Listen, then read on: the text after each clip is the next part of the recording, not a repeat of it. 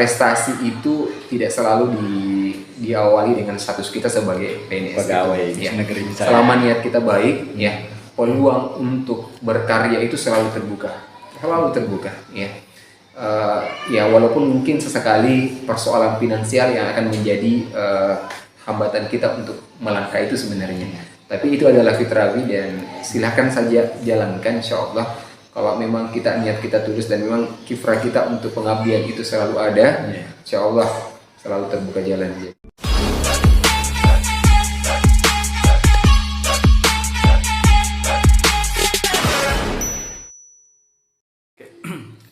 Assalamualaikum warahmatullahi wabarakatuh. Waalaikumsalam warahmatullahi wabarakatuh. Kembali lagi bersama Posipa Podcast Sharing Igi Parepare.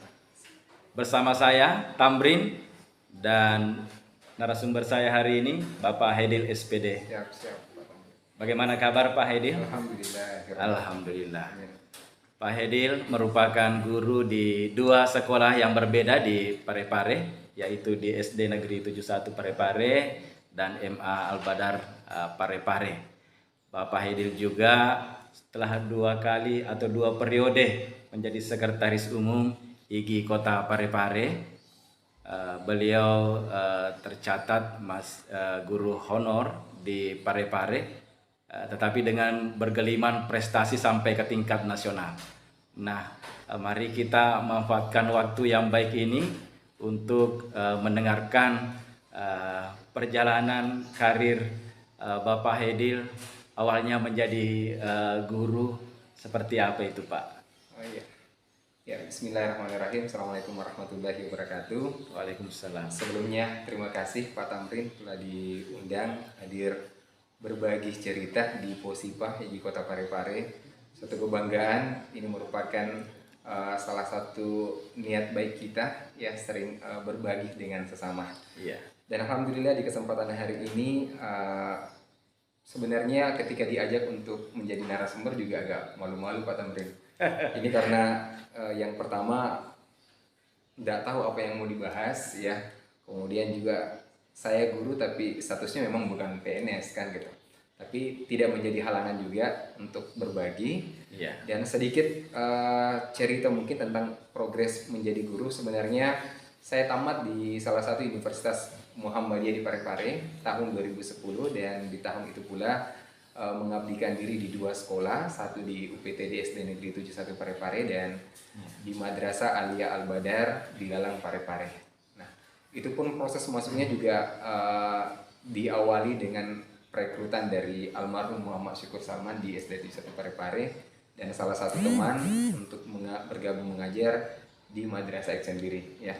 Jadi ada dua memang lembaga formal yang secara kelembagaan itu berbeda jenjang. Satu di tingkat dasar, satu di jenjang MA atau tingkat atas sebenarnya. Karena terus terang kalau di tingkat dasar ini saya lebih banyak mengabdikan sebagai operator sekolah. Sesekali mungkin membantu guru-guru dalam ajang OSN untuk bidang studi matematika. Namun di jenjang Madrasah Aliyah Al-Badar ini mungkin tupoksi yang sesungguhnya karena memang kan saya background matematika. Ya, dan jadi mengajar di sana. Betul, di sanalah banyak pengabdian diri yang terkait dengan pengajaran matematika. Jadi alhamdulillah dari tahun 2010 dan sampai sekarang dua lembaga formal itu berjalan ya dengan alhamdulillah dengan baik ya, tanpa ada kecenderungan di mana monoton dan seterusnya. Alhamdulillah. Itu mungkin Pak Tamrin progres perkembangannya. Iya. Memang ini sudah berapa lama menyandang predikat sebagai guru Pak Haidil? Ya, kalau guru sebenarnya udah berangkat dari situ tadi Pak Tamrin, dari tahun 2010 ya. Mendapat gelar sarjana pendidikan di Universitas Muhammadiyah Parepare. Maka di saat itu pula saya bergabung di Madrasah Aliyah. Nah di situ penyandang guru itu sudah kita rasakan ya.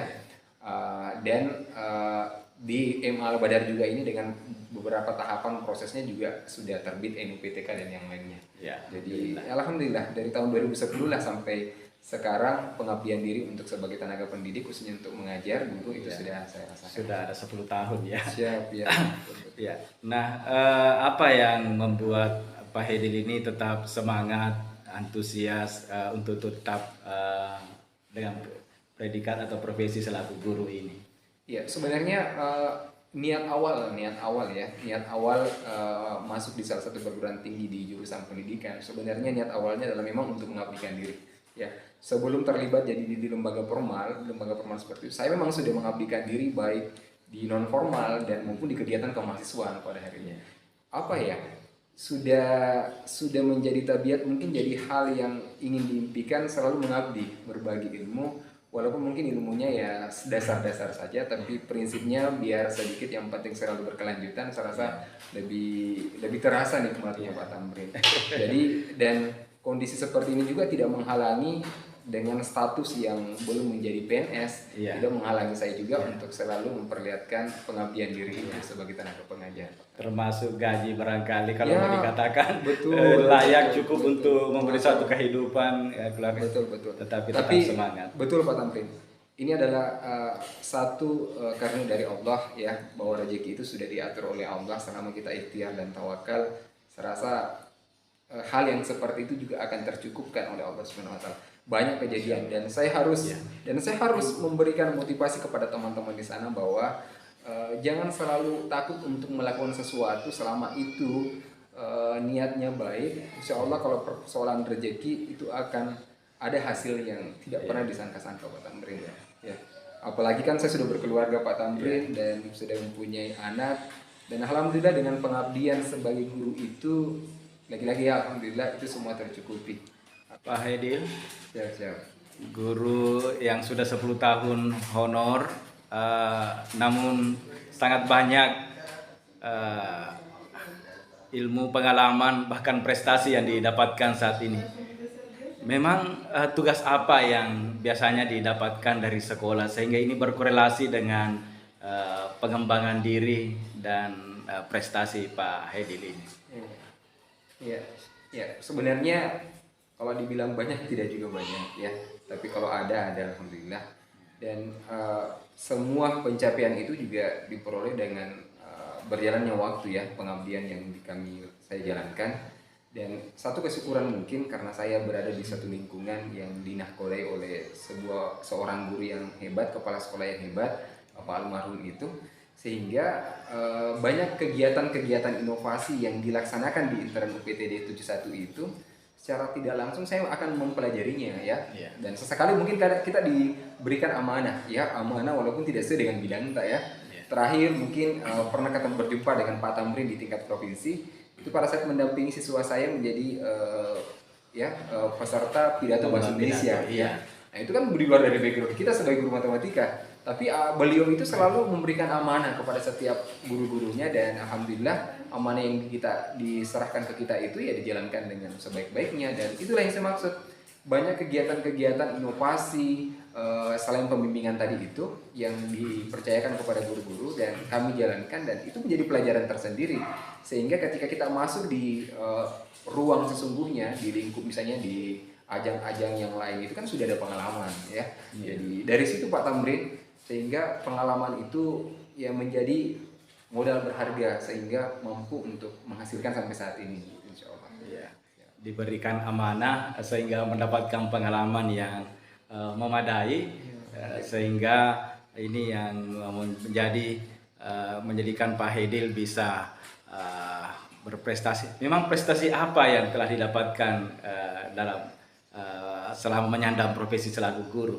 Ya, alhamdulillah. Ya, jadi kalau prestasi ya, ini juga prestasi ya tidak banyak ya.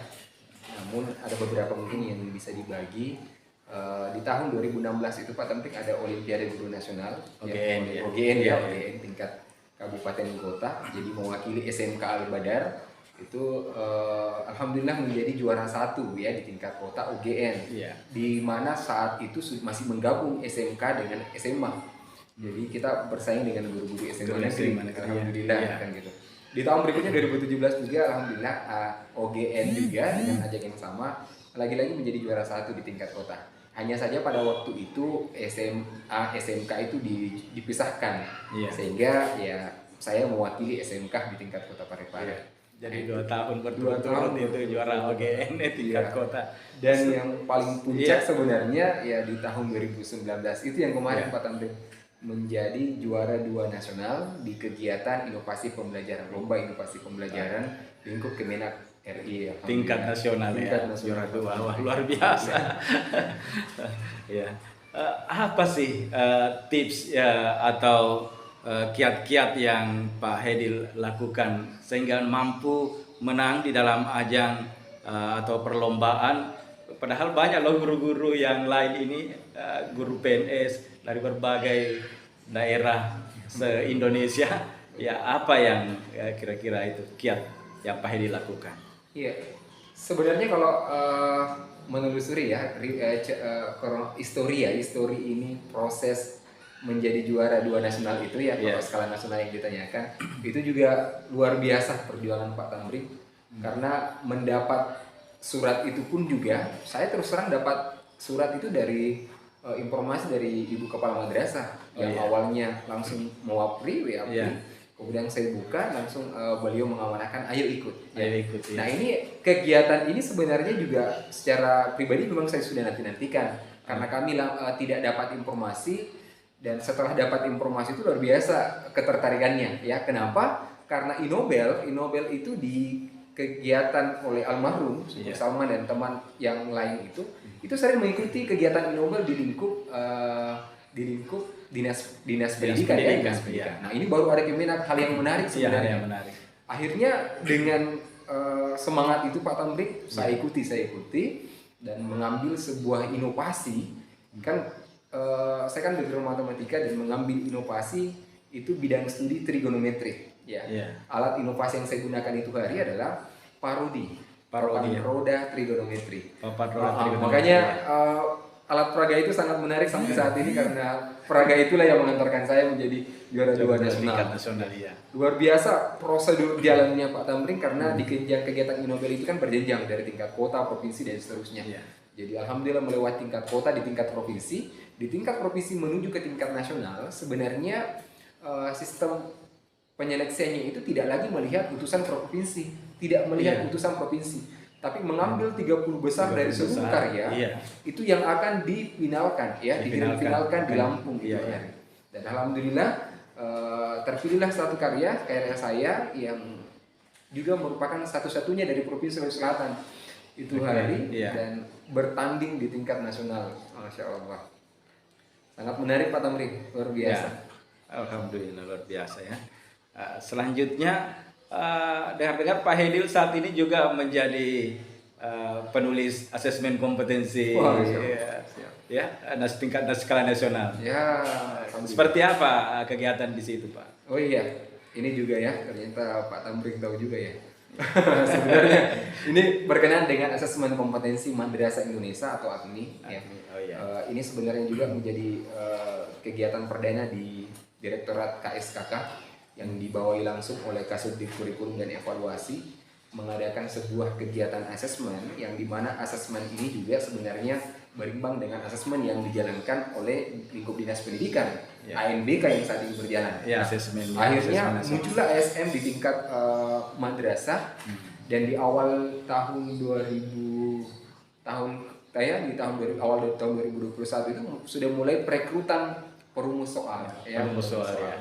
Dan ini saya bilang Pak Tamrin, informasi dan daya ketertarikan itu yang saya lakukan, dan alhamdulillah Pak Tamrin saya terpilih menjadi perumus AKMI bidang numerasi MA.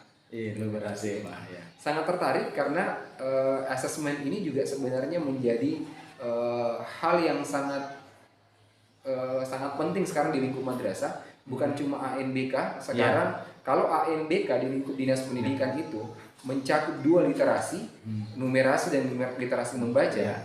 Di AKMI ini justru agak lebih luas ya, bukan cuma itu, ada membaca, numerasi, sosial budaya dan literasi sains.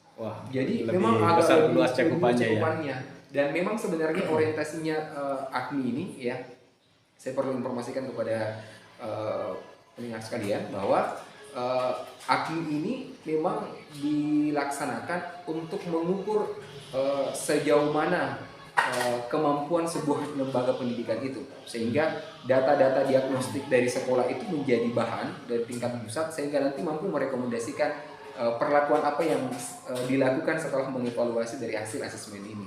Jadi ya alhamdulillah terpilih menjadi perumus Pak Tamrin, bukan hal yang sangat perlu dibanggakan sekali, cuma justru menjadi amanah yang besar karena jadi perumus ya. Alhamdulillah insyaallah. Ya. Dan dengar-dengar Pak Hedil juga pernah menulis suatu buku rupanya. Wah. Buku judul apa sih dan tentang apa bukunya Pak?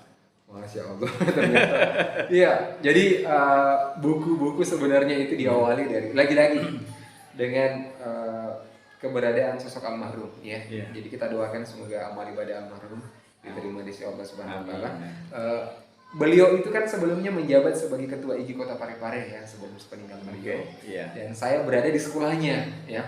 Melaksanakan sebuah kegiatan yang sangat familiar di lingkup Ikatan Guru Indonesia, yakni Sagu-Saku. Sagu-Saku, satu guru satu buku. Satu buku ya. Insyaallah. Iya.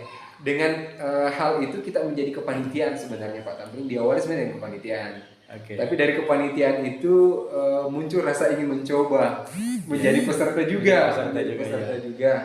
Dan satu kesyukuran karena kegiatan itu kan penulis buku di Kota Parepare ini kan dilatih langsung oleh coach nasional kita yang notabene kan berdomisili di Parepare kan gitu. Alhamdulillah coach awal itu jadi coach awal dan ikut kegiatan itu dan lahirlah sebuah buku fiksi. Fiksi ya. Judulnya sebenarnya Hadiah untuk Abi. Hadiah untuk Abi. Sedikit menceritakan sedikit pengalaman hidup ya tentang bagaimana memaknai sebuah keluarga sederhana yang melihat sebuah banyak perjuangan untuk memaknai kehidupan itu Pak Tamrin. Itu mungkin Pak Tamrin. Pak Hedil, siap. Guru yang sudah 10 tahun honor, namun sangat banyak ilmu, pengalaman, bahkan prestasi yang didapatkan saat ini. Memang tugas apa yang biasanya didapatkan dari sekolah sehingga ini berkorelasi dengan pengembangan diri dan prestasi Pak Hedil ini? Dari sekian banyak pengalaman dan prestasi Pak Hedil tadi, tentunya apakah ini berdampak pada sekolah tempat Pak Hedil bertugas? Ya, alhamdulillah sangat besar dampaknya Pak Tamrin. Sebagai contoh kecil saja di UPT Negeri 1 Parepare, prestasi-prestasi yang ditorehkan itu walaupun tidak membawa atas nama 71, tapi ternyata sedikit banyak juga memberikan efek kepada 71 ya. Terlebih di Madrasah Ali Al-Badar ya, yang notabene di lingkup Kementerian Agama. Alhamdulillah pasca dari juara 2 nasional, MA Al-Badar itu sudah bukan sebelumnya tidak, tapi justru semakin disegani, semakin dikenal, semakin banyak program. Sehingga di tahun 2020 mendapat penghargaan yang lebih dari Kepala Kantor Kementerian Agama sebagai guru berprestasi di tahun 2020 Pak Tamrin. Luar biasa. Dari MA Al-Badar Pak Tamrin. Jadi sedikit banyak juga memberikan efek kepada Al-Badarnya dan secara tidak langsung juga memberikan daya tarik kepada calon-calon peserta didik juga yang mau masuk sebenarnya di madrasah kami itu. Kemudian di SD 71 sendiri?